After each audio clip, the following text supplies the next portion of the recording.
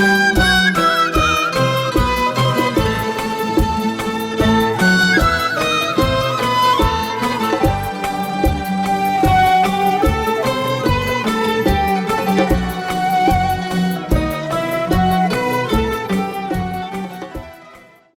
навбате ки дар саҳифаи 1000 китоб маълумот медиҳем, ин ситораи раҳнамои раҳмат Назрӣ. ситораи раҳнамо китоби 26-ум дар силсилакитобҳои 30 солагии Истиқлолият аст. китоби номбурда аз тариқи муассисаи нашриявии маориф соли 2019 нашр шудааст. китоб аз 240 саҳифа, яъне 15 ҷузъи чопӣ иборат аст. саҳифаҳои даруни китоб якранг буда, муқовааш ранга мебошад. китоб бо сифати аъло дар матбаъаи ҷамъияти саҳомии пӯшидаи ганҷ нашриёт бо теъдоди 10,000 нусха чоп шудааст.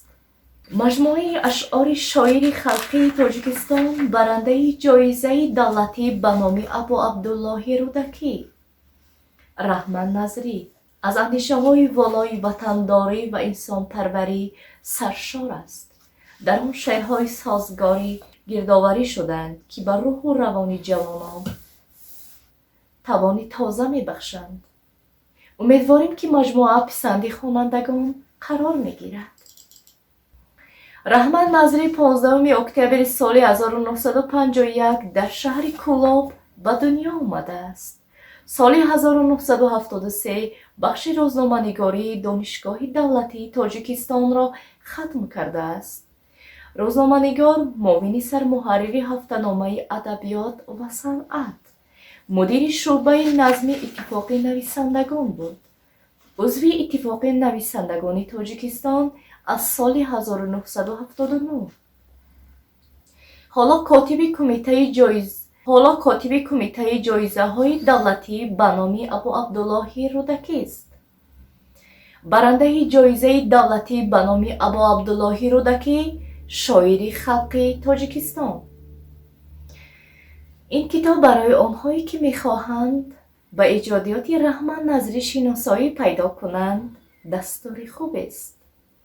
китобро аз мағозаи китоб метавонед дастрас намоед. ин буд маълумоти мухтасар дар бораи китоби ситораи раҳнамои Раҳмат Назрӣ.